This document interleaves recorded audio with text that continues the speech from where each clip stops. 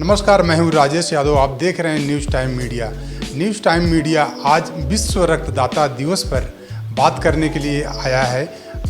Medanta hospital में doctor Dipankar Bhattacharya जी से, और जो ब्लड स्पेशलिस्ट भी हैं, और जानेंगे क्या है ब्लड डोनेट की उपयोगिताएं और क्या है इसके महत्व। सर, सबसे पहले तो न्यूज़ टाइम मीडिया में आपका बहुत बहुत स्वागत। धन्यवाद।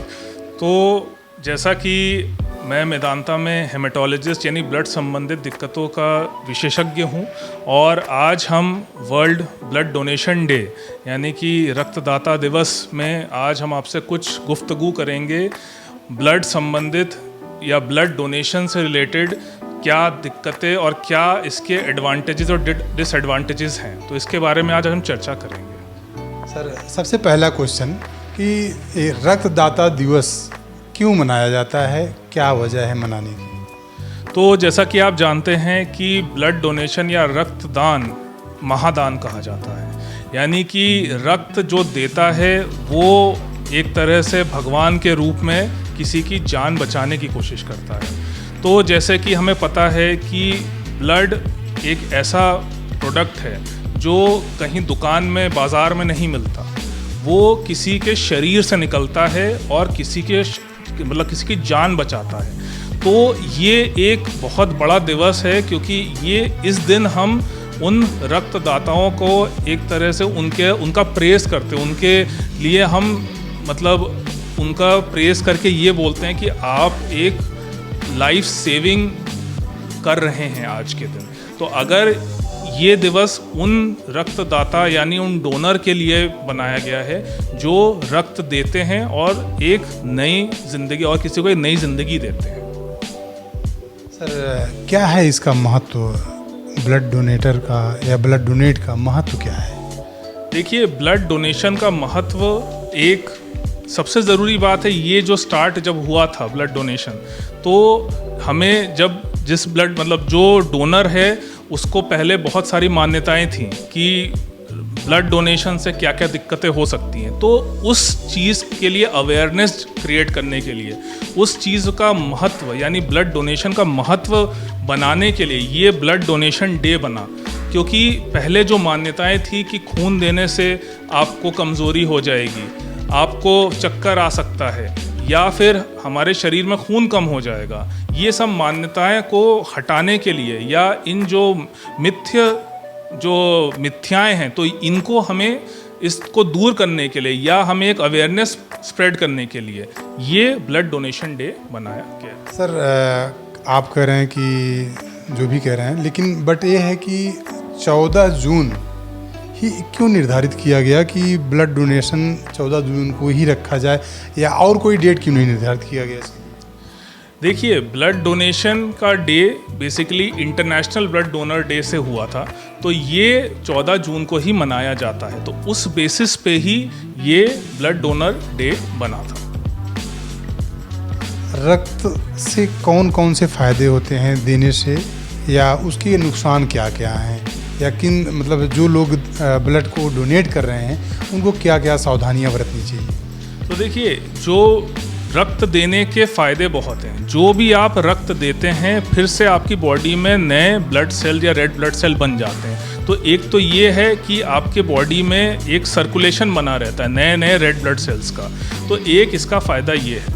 दूसरा जो सबसे बड़ा फ़ायदा है, जैसे मैं तब से बोल रहा हूँ कि हम किसी को ब्लड देते तो उसकी जान बचाते हैं, और वो एक जान नहीं बचाते हैं, हम उसकी पूरी फैमिली को बचाते हैं। तो सिर्फ एक जान से नहीं होता है या एक की लाइफ नहीं सेव करती, इवन जो सारे लोग उससे एसोसिएटेड हैं, उसके साथ जुड़े हुए हैं इमोशनली, हम उनको भी एक नई ज़िंदगी देते हैं। तो ये एक सबसे बड़ी चीज़ है। दूसरी चीज़ है कि हम जो कुछ लोग कहते हैं कि जो प्रॉब्लम्स होती हैं इस रक्तदान से, वो है कमज़ोरी होना या फिर चक्कर आ जाना या फिर कोई ऐसी कमजोरी और खून कम हो जाना बॉडी से। तो ये ऐसा कुछ भी नहीं है। कुछ लोगों को सुई से डर लगता है, जब हम जाते हैं सुई लगाएंगे उससे कोई दिक्कत हो जाए। तो इन सब चीज़ों से डरना नहीं चाहिए, क्योंकि रक्तदान एक बहुत हेल्दी प्रोसेस है और ये एक वॉलेंट्री डोनेशन होता है, यानी कि आप स्वयं ही उसको करेंगे, कोई आपको प्रेशराइज नहीं कर सकता, कोई उसके लिए कहते हैं ना, उसके लिए कोई पैसा नहीं मिलता है। दिस इज़ वॉलेंट्री डोनेशन और उसमें हम लोग एक अच्छा इमोशनल इम्पैक्ट होता है। हम कहते हैं कि आप किसी की मदद कर रहे हैं एज अ ह्यूमैनिटी, तो वो चीज़ ज़रूरी है। तो ये बिना किसी साइड इफ़ेक्ट के ब्लड डोनेशन किया जा सकता है। आधे घंटे का एक प्रोसेस होता है और उसके बाद आप आराम से घर जा सकते हैं, तो कोई ऐसी दिक्कत होती नहीं। किस तरह के लोग ये जो ब्लड डोनेट होता है, किस तरह के लोग कर सकते हैं, या अगर वो किसी न किसी बीमारी से पीड़ित हों या और कोई उनकी समस्याएं हों, तो क्या वो कर सकते हैं या नहीं कर सकते हैं? तो जैसे कि ब्लड डोनेशन के कुछ क्राइटेरिया होते हैं। क्राइटेरिया में सबसे ज़रूरी है कि 18 साल से ऊपर हो और 60 साल से नीचे हो। ये तो एक एज क्राइटेरिया है।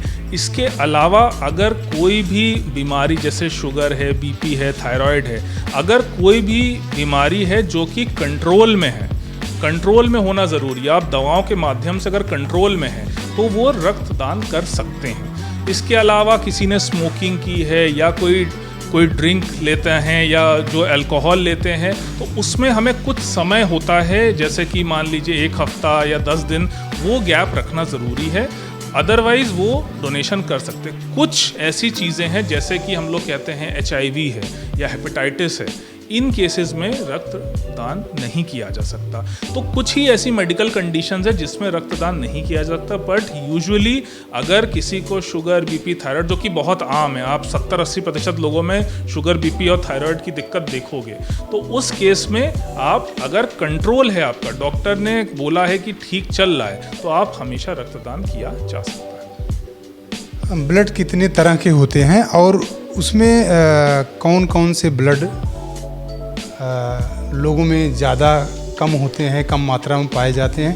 तो इसका ये मतलब दोनों तरह के ब्लड लोग डोनेट करते हैं या एक ही तरह के ब्लड डोनेट करते हैं? तो देखिए, जो ब्लड डोनेशन की बात है, तो हम लोग एक जो ब्लड निकालते हैं उसे होल ब्लड कहते हैं। होल ब्लड में हम लोग अलग अलग कंपोनेंट होता है। तो जैसे एक होता है पैक्ड रेड ब्लड सेल, यानी कि जो लाल रक्त की कोशिकाएं हैं, वो PRBC बोलते हैं। सेकंड, उसी ब्लड से प्लेटलेट निकला जाता है। तो दूसरा पार्ट जो पीला खून आप कहते हो, उसे हम प्लेटलेट बोलते हैं। तीसरा है प्लाज्मा, यानी कि प्लाज्मा जो बाकी पार्ट है वो प्लाज्मा होता है। और एक चौथा भी होता है क्रायो प्रेसिपिटेट। तो ये 4 बेसिक कंपोनेंट होते हैं, सबके अलग अलग यूज़ है। जो सिंपल हम कहते हैं वो है ब्लड, किसी को अगर मान लीजिए हीमोग्लोबिन कम है तो उसमें PRBC का पार्ट, ना कि होल ब्लड, हमें उसमें जो रेड ब्लड सेल या RBC का पार्ट है वो चढ़ता है। किसी को प्लेटलेट की कमी है, उसमें हमें पीला खून या प्लेटलेट चढ़ता है।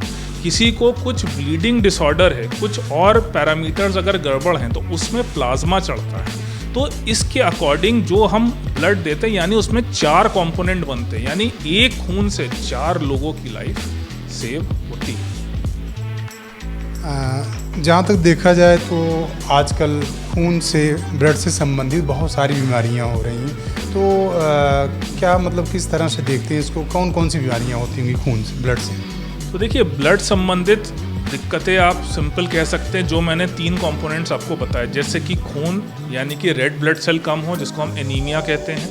दूसरा है प्लेटलेट कम हो, जिसे हम थ्रोम्बोसाइटोपिनिया कहते हैं। और तीसरा है WBC, जो तीसरा पार्ट होता है वो कम हो, जिसे ल्यूकोपिनिया कहते हैं। तो एनीमिया के बहुत सारे कारण हैं, जैसे कि सबसे कॉमन आप एनीमिया देखते हैं फीमेल्स में, यानी कि जितने भी हमारे इंडिया में कम से कम आप मान लीजिए 50-60% फीमेल्स एनीमिक हैं, यानी खून की कमी है।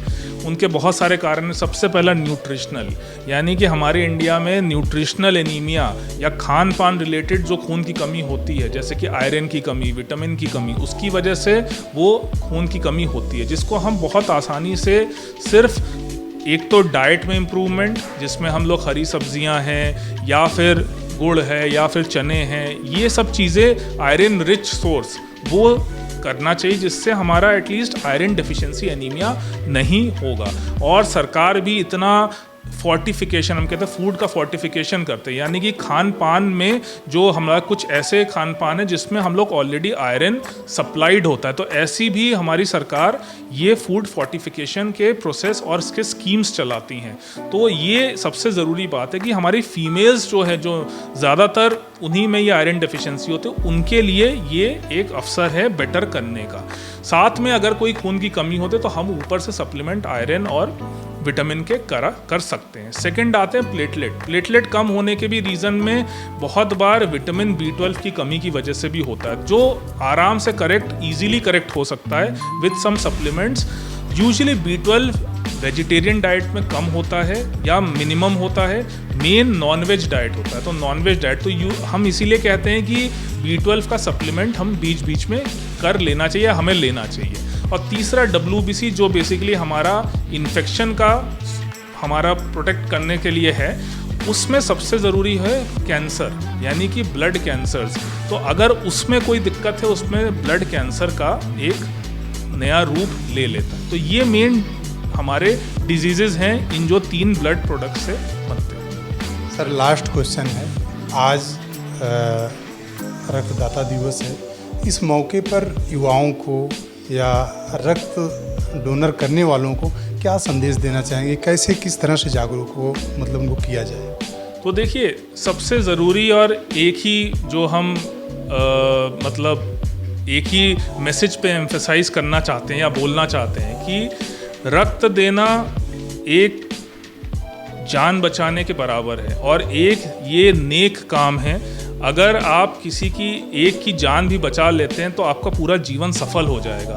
तो ये बहुत छोटी सी चीज़ है, आप रक्त हर 3 महीने में दे सकते हैं, पर ये डर जो अंदर है, ये जो अवेयरनेस नहीं बन रही है कि हमें रक्त देने से कोई दिक्कत तो नहीं हो जाएगी, बट आपको ये समझना चाहिए कि आपको कोई दिक्कत नहीं होगी, पर जिसको दिक्कत है या जिसकी लाइफ बच सकती है उसको बचाने का प्रयास करना चाहिए। और वही है donate blood and save life, यही मेन एक मैसेज है। जितना आप इस पे अमल करेंगे उतना ही आप एक कहते हैं ना, अपने जो कर्तव्य को एज अ ह्यूमन वो उसको पूरी तरीके से निभा पाएंगे। सर आपका बहुत बहुत धन्यवाद। तो डॉक्टर साहब का कहना था कि ब्लड देने से किसी की जान हम बचा सकते हैं। कैमरा पर्सन रमन के साथ Rajesh Kumar, news time media, Lucknow.